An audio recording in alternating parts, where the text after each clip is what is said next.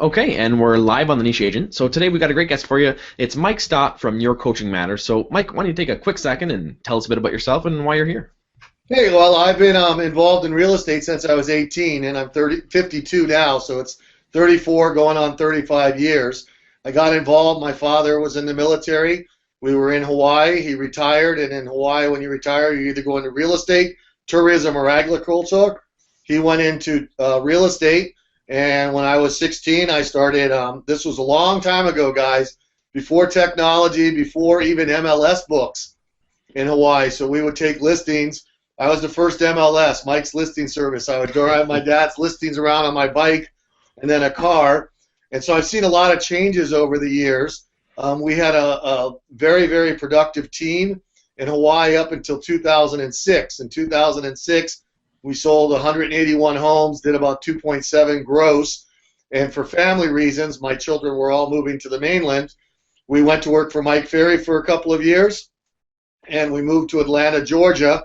I did some action workshops and productivity schools and coached, and my wife coached with him, and we parted ways in 2009, and since then we've been running Your Coaching Matters. But when we parted ways, I was desperate to make some money because we had been making the salary income. I had moved to Atlanta, and I knew nobody. I mean, literally, I had gotten involved in Boy Scouts, which had a troop of about 90 people, of which 6 were real estate agents. And we went to a church that had about 600 people, of which 26 were real estate agents. So I had no sphere of influence here. I had nothing. And so I went back and started working for sale by owners. And since then, 2012 on, I've been keeping track of the numbers. I've closed right around 70 for sale by owners, a little over 20 a year. I've added about 55 accounts to our property management division, because for a long time sellers couldn't sell. And so we've created another job for my daughter-in-law to run our property management department. And I do this in 30 minutes to an hour a day. That's all the time I have because we do run our coaching business full-time also. Those are great numbers. I think I saw you about 2 years ago. You did a workshop with Reticulous. The guys from Yes, Reticulous. I still I teach a course on for sale by owners. We've had over 1,100 people take it in the last 3 years. It's a great course. People get results if they do the work. And I'm a big believer in that we provide a lot of value in any transaction, and that we are worth our commissions, and that for sale by owners just don't know what they don't know.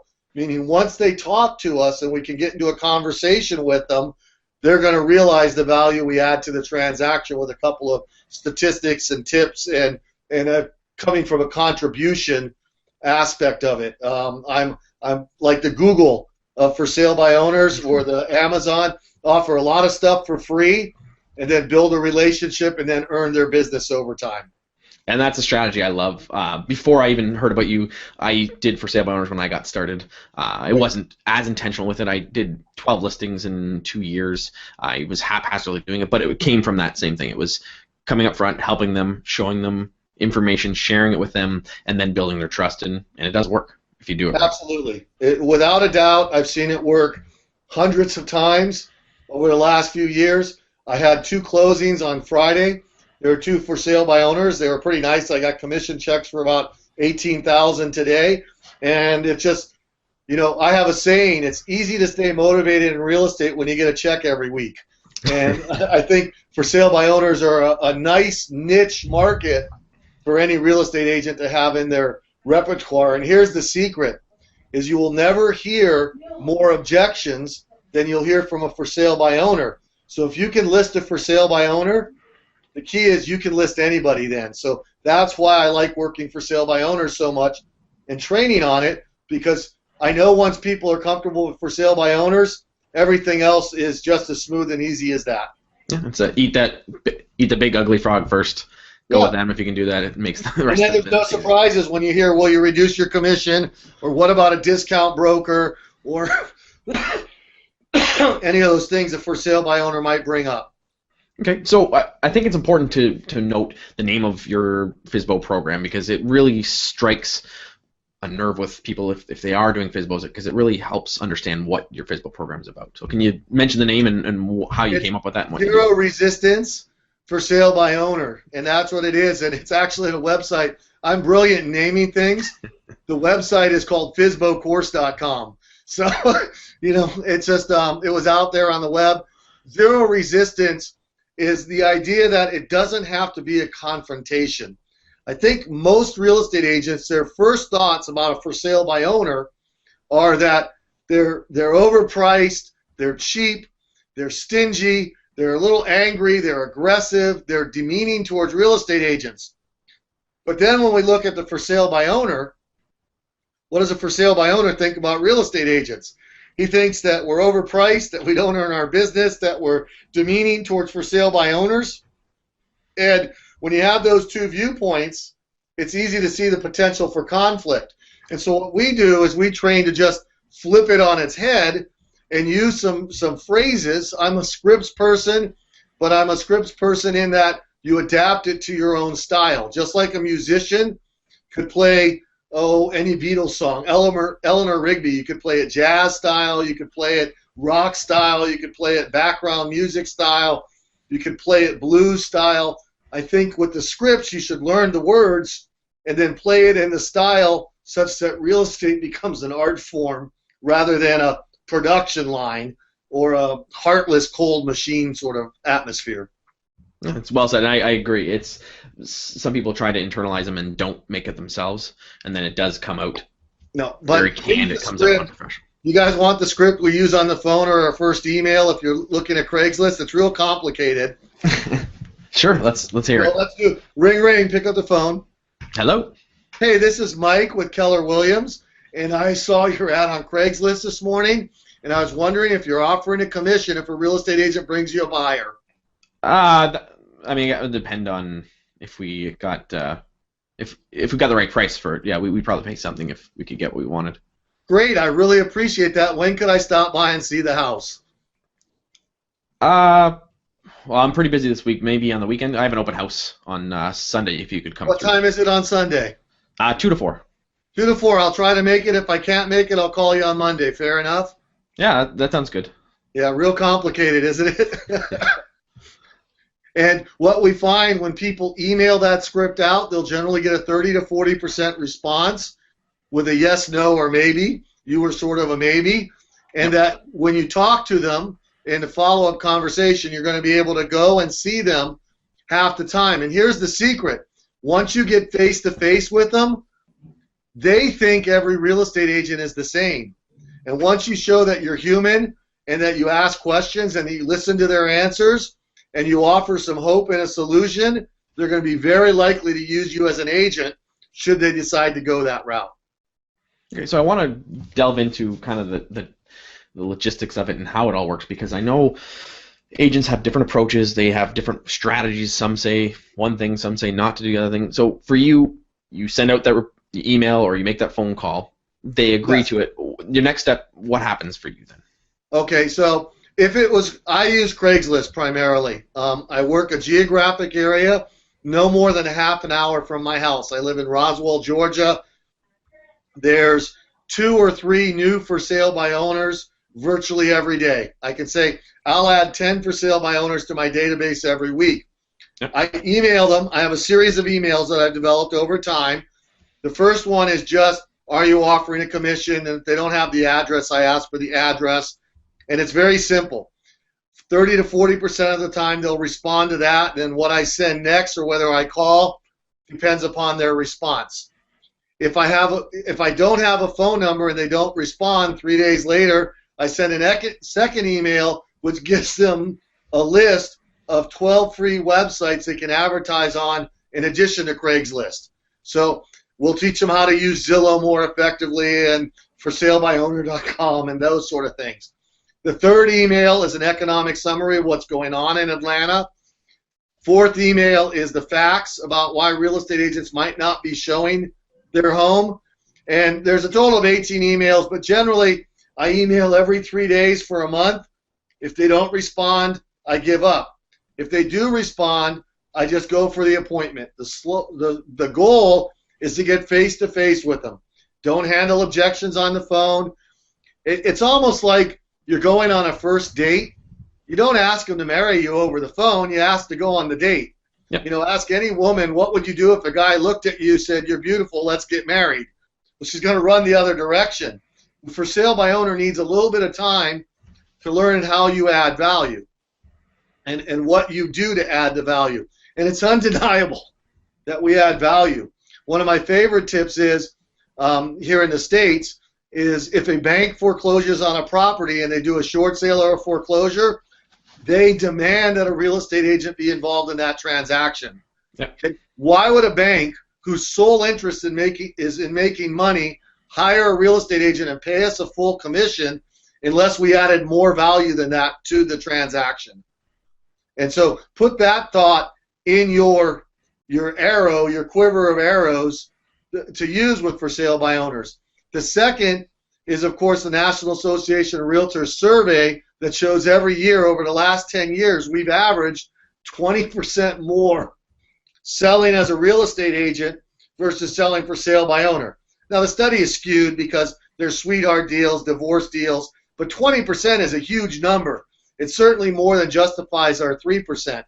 And the third thing to know is that the American public and the Canadian public are not stupid. When was the last time you stuck a cassette in your Walkman to listen to stereo music? You want the honest answer? Yeah. You probably never did. A couple years ago.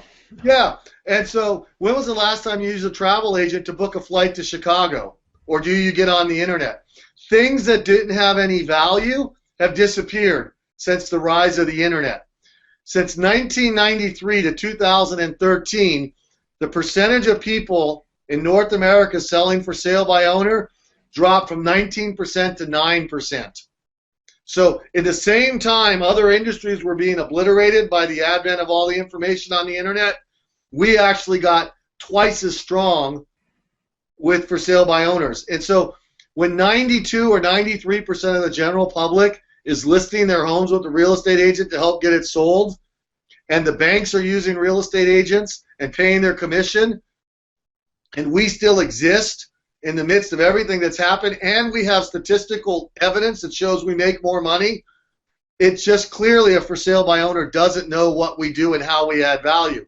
And shame on us for not talking to them, because if we just get into a conversation with them and we come from that spirit of contribution and we're able to throw in some of those statistics, they're going to raise doubts in their mind.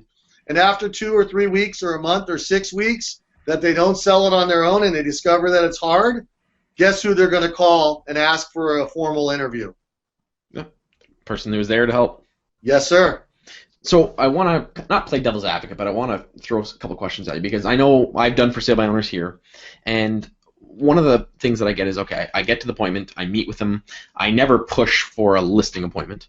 I know in some traditional real estate coaches say, like, go for the appointment, go for the appointment, go for the appointment. I've taken your stances, get in front of them, meet with them. What happens is, where I struggle is the follow-up, because usually the response is they say, great, if you have a buyer, bring us a buyer, otherwise we're fine. And then kind of in that 3 or 4 weeks after, they either do sell, they take it off the market, or they list with someone else. So what kind of happens in that follow-up after you've met with them? Because that's where I struggle. Here's the first thing, Ryan. When you're at the appointment, I teach something I call the Colombo Approach, and you're way too young to remember Peter Falk played a detective, Colombo. I know Colombo. Yeah. Okay, well, then you watched reruns when you were growing up. Yeah. Okay, so One Colombo more question. was Rumple detective, and what he would do is everybody thought he was leaving the room at the end of the TV show solving a murder or a mystery, and he turned around and he said, there's just one thing that's been bothering me. And so picture it this way. You've gone to the for sale by owner. You've gone through, you've seen their house, you've spent 10, 15 minutes with them, you've given them a market analysis, you've given them your business card, and they're standing at the front door. They have their left hand on the door, their right hand is behind you, almost waving to push you out the door, okay? And if you leave, you haven't proven yourself to be an exemplary salesperson. Imagine if you had a toothache and you went to the dentist, And you go to the dentist, and they say, hey, Ryan, what's up? He says, I got this really bad toothache. It's keeping me up at night. I'm not sleeping. I'm losing business over it. And the dentist says, wow, man, that sounds like it really hurts. And, well, everything else looks good. Thanks for stopping by. And he doesn't do anything to fix your problem. How would you feel about that dentist? He wouldn't be my dentist for very long. Yes. And yet we go and we visit with these for sale by owners, and we don't show them that we know how to sell. And so I advocate the Colombo approach. There's just one thing that was bothering me. Ryan, what's the biggest advantage to you in selling on your own? Well, I'm saving the commission, obviously. Sure. I mean, and a lot of, at $250,000, saving 3% or even 6% is a lot of money, isn't it? Oh, of course. It's a Yeah, lot. I mean, nobody would pay that if they didn't feel they needed to, would they? Nope, absolutely. No. So let me ask you a second question. What's the biggest advantage in a buyer in coming direct to you? Well, I mean, we could probably save commission and negotiate a price if they save. So the buyer's going to be in a negotiating position to try to save some of the same commission that you're trying to save, correct? Yep. Can I explain what the problem might be with that? Yeah, sure. Who has the advantage in negotiating? You with your one home to sell, or the buyer with options and the money? Who's going to be in the stronger negotiating position? Well, if they really like my home and it's a better price than the neighbor's because it's for sale by owner. Yeah, I agree. 100%. Your house is really nice, and I think it's worth every penny of the $269 that you're asking. I mean, it has the heavy-duty paint and the extra thick carpet. I really like it. However, here's the challenge. Is most buyers that are ready, willing, and able are going to be using a real estate agent, right? Yeah, but I mean, we've got it online, and we've told agents that we're paying, a commission to them. So Now, if they got a buyer, they'll bring it. That agent is going to be negotiating with you, not the buyer. So now you have an agent who takes courses in negotiating every year, continuing education, that knows how to fill out the contract, that's trying to get in fact, is legally obligated to get the best deal possible for their buyer. Can you see the potential conflict that you might be allowing for yourself? Yeah, I just can't see. I don't know. I just can't justify. That's a lot It's of money. a lot of money, and I'm going to tell you, nobody's going to pay unless you do that. So this is the beginning of the script that you leave at the door, and what you have now is you've shown them you're not a typical agent. Mm-hmm. And so generally what I do is this is what I picture as a pressure cooker. I just put a lot of pressure on you as the seller, right? Yeah. So I relieve it. So how long have you had your home on the market? Just 3 weeks now. 3 weeks, and how many calls have you had? Oh, lots. Yeah. I can't keep up. Great. And how many of those were real estate agents? Oh, my wife can't even keep up. So I don't know. There's a lot of them. They all say the same thing. And how many were buyers that tried to get you to do a lease to own, or they needed to sell something in order to buy? They weren't quite ready to buy yet. Well, they all said they liked it, but they weren't. They may not be the right them for one. And how many offers did you receive? Well, there's the ones that they were going to. They were gonna put an offer in. Great. You're obviously doing a great job, and you're just the sort of person I like to work with. What would concern me if I were you is last month in your school district, we sold 7 homes, pretty close to yours. They were listed between $250,000 and $300,000, and those 7 buyers didn't make an offer on your home, did they? No, obviously not. No. Yeah, but they bought homes. Yeah. And you know what? They were all represented by a real estate agent. Yeah. Again, we're paying the commission, so. And I would never tell you can't sell on your own, because every year we know in North America, out of 5 million sales, 200 to 250,000 sales are going to be for sale by owners just like you. But it's almost like going to Vegas. I'm not going to tell you can't go to Vegas and win, but the odds are against you, aren't they? Yeah, we're willing to try it. Yeah, and great. So how will you know when it's the right time to interview an agent like myself for the job of getting your home sold? I guess, I mean, we're in November now, so I mean, probably January maybe it would be. I mean, if we haven't sold it by then, it would.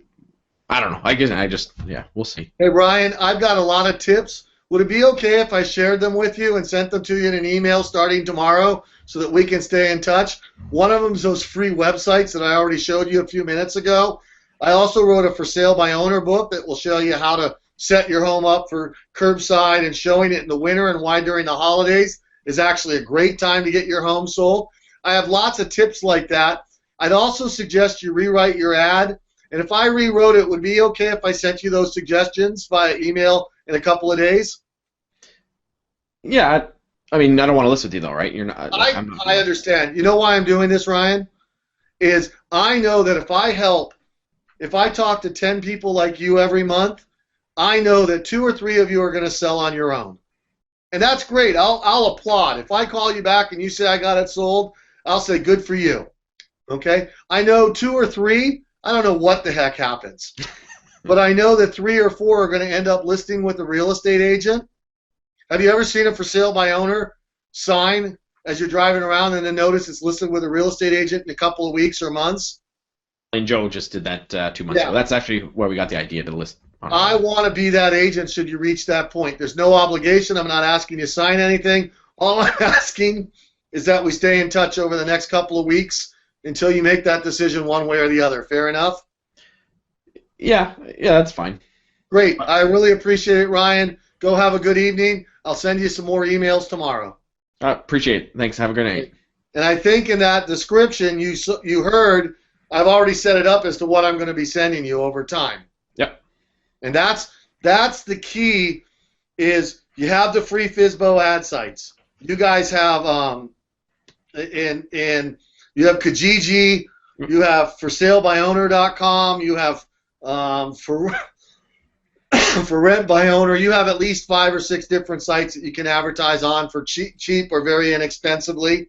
I would also I'd send a copy of the contract, a copy of different disclosures as follow-up, and then I would also send a rewritten ad with new headlines, and if they had a selling point, the Zillow, I found two FSBOs today that they were actually priced below their Zillow estimate.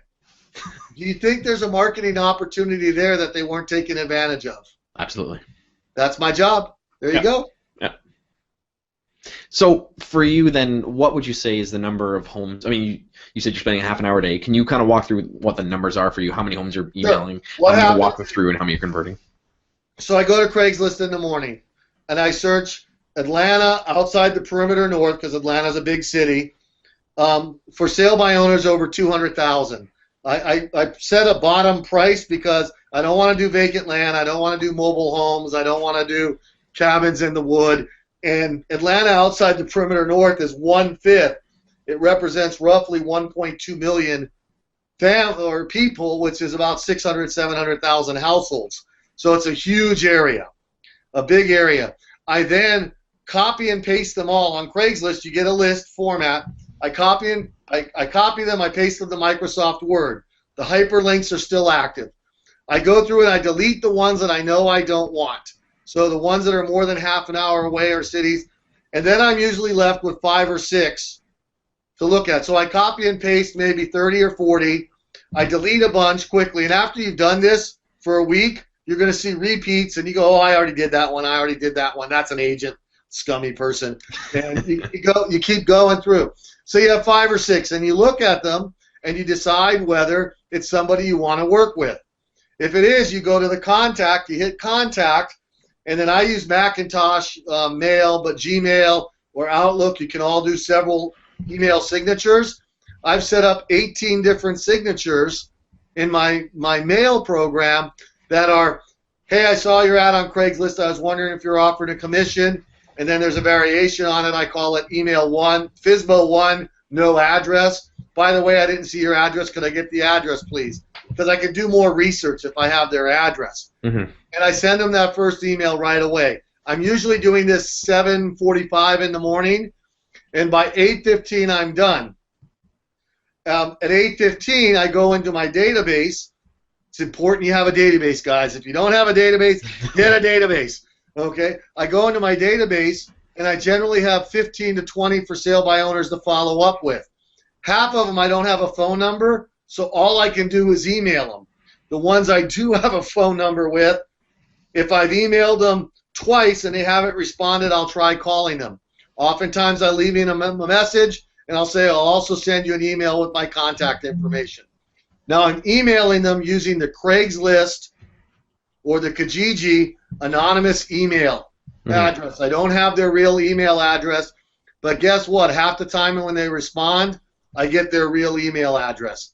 And I just follow up for a month, 5 weeks if it's one I really want, and I done them.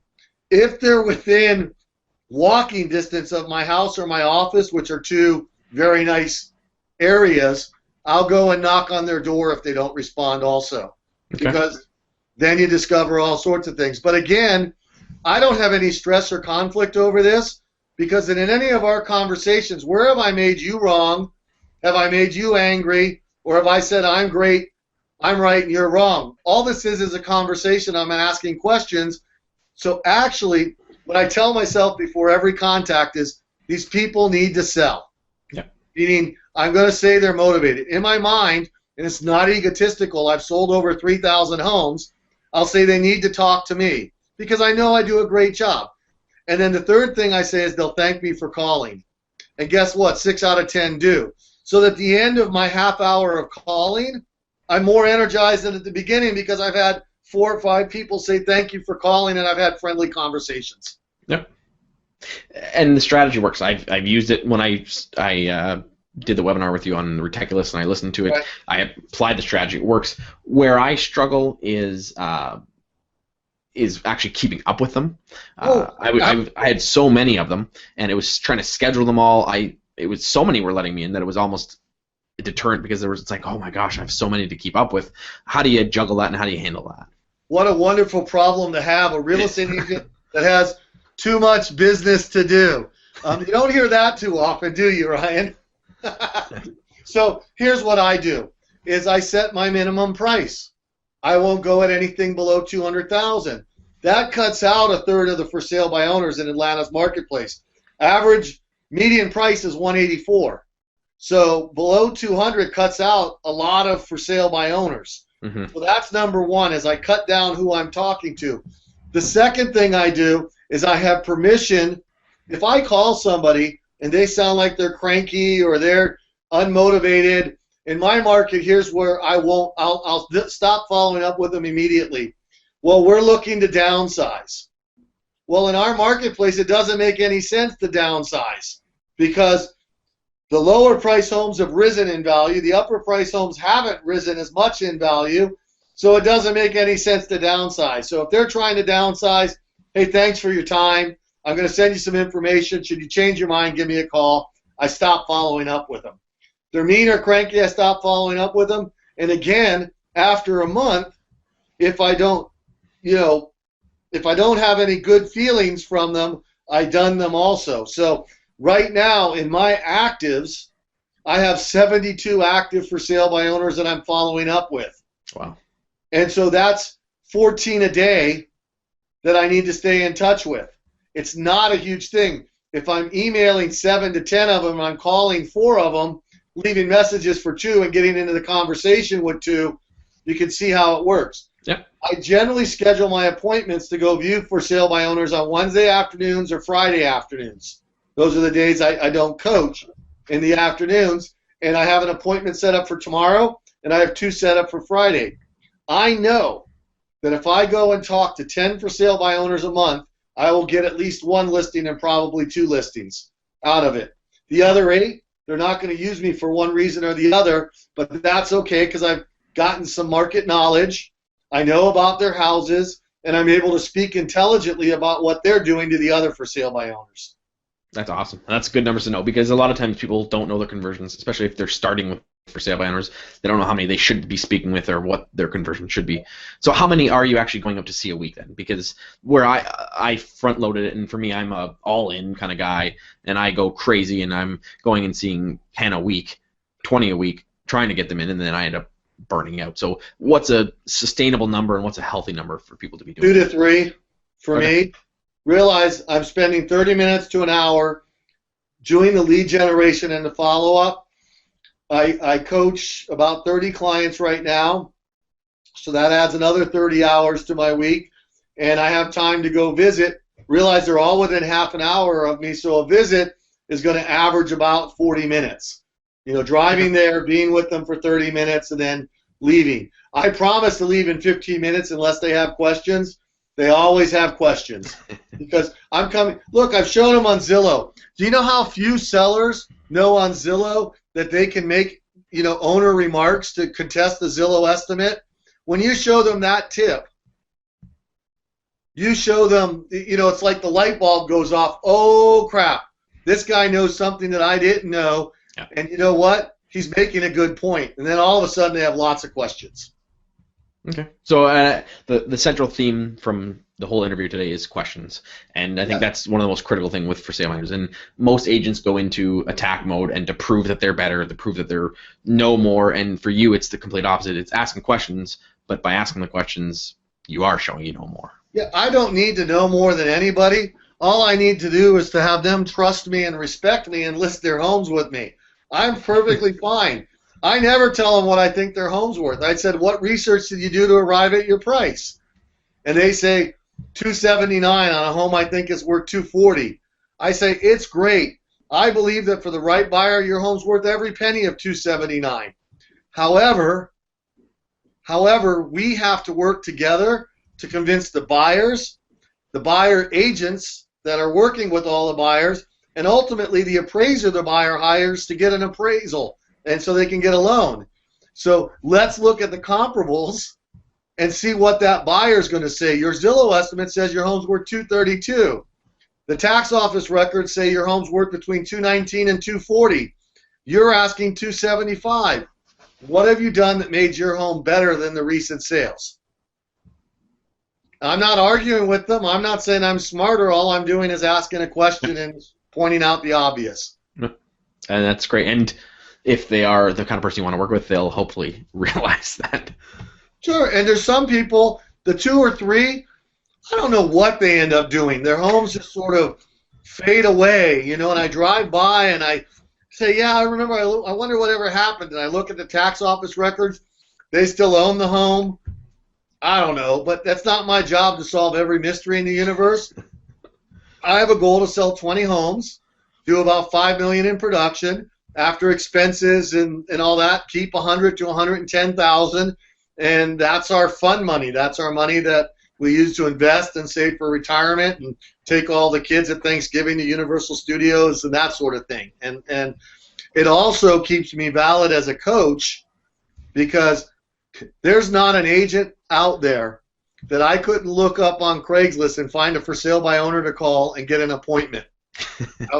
I did this in Harrisburg, Pennsylvania. A couple weeks ago, I was teaching a course for a large office there, and afterwards, the deal was I'd go call 10 for sale by owners.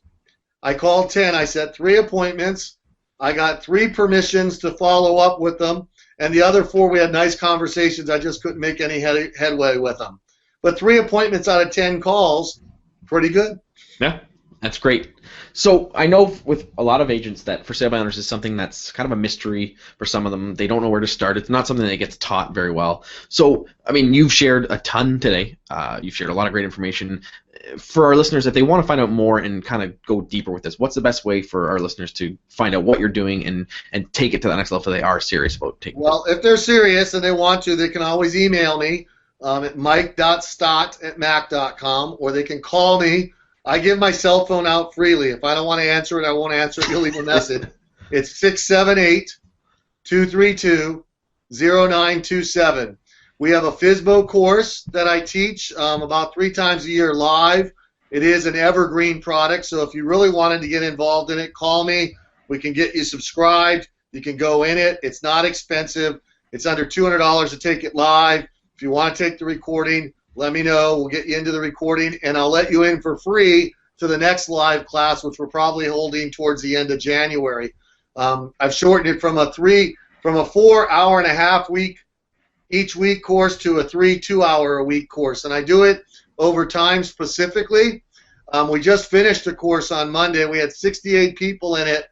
They had to do their homework. They had to talk to at least 5 for sale by owners a week. So 15 times 60 was 900 for sale by owners. Here's a secret, guys. Guess how many were sworn at or hung up on? out of 900 for sale by owners across the country. None. 2 were hung up on. That's it. Not bad. 2 out of 900. You won't believe it. The for sale by owners are hungry if you're coming from a spirit of contribution.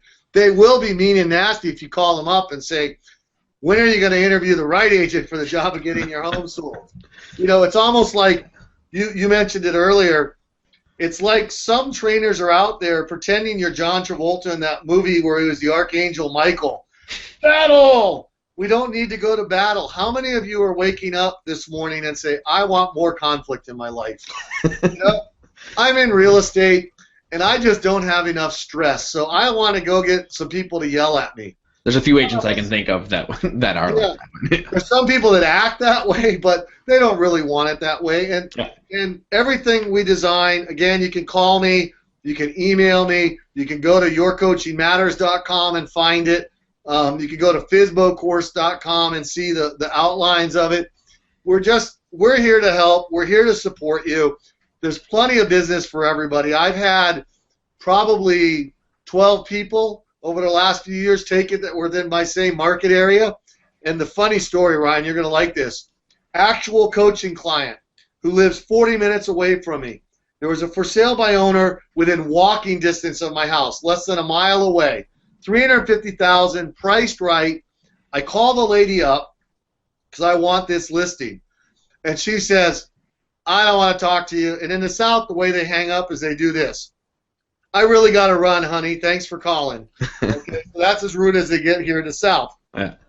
Well, I talked to this other agent that I'm coaching from Stone Mountain, Georgia, which is an hour and a half traffic time, 40 minutes non-traffic time from this listing. And she says, your FSBO stuff works. I just took a listing. And it was the listing that I had called on earlier. And I said, what'd you do? And she says, I called her, and the lady was really nice, and she let me come over, and I listed it right then. And I'm like, I guess there's plenty of business for everybody because I didn't get it. I talked to her, and this other lady took the listing. Yep. And I was happy for her. Why? She's a coaching client. I appreciated her getting some business. But the second thing was it proved to me that no today doesn't mean no forever. Yep. Even if a for sale by owner says no today, if you stay in touch with them, you continue to provide good information, and you come from that spirit of contribution, that may change to a yes over time. That's great. I always ask your last piece of advice, and that you kind of gave it. But do you have any other? So there you go. That is the great piece of advice. That's a good tip. I'm done. I have no other knowledge to share. I'm spent. So just one last time, then, to share the website so people can check it out if they want to check out that course. Sure. It's FSBOcourse.com. You can also go to Your Coaching Matters, all spelled out as one word, or give me a call at 678-232-0927, or an email, mike.stott@mac.com, M-I-K-E period S, T as in Tom, O as in Oscar, T as in Tom, T as in Tom, @mac.com, and I'll be happy to answer your questions. I have a busy day tomorrow. I'll at least give you a response tomorrow, but you might not get a detailed response till Thursday. Perfect. So we're going to put that in the show notes, so if anyone wants to see, they can get the website and phone number. Perfect. And email. So that's perfect. So, Mike, we really appreciate you being on. It's great insight from the for sale by owner. As a guy who's gone after for sale by owners, I know it can be frustrating at times, so it's great to see your passion about it and the success you've had, and I'm glad you've shared that with our listeners, and I know they're going to take a lot away from that. Thank you. Have a great day, real estate career, and all that sort of good stuff. Thanks, and thanks for being on. Bye-bye. Bye.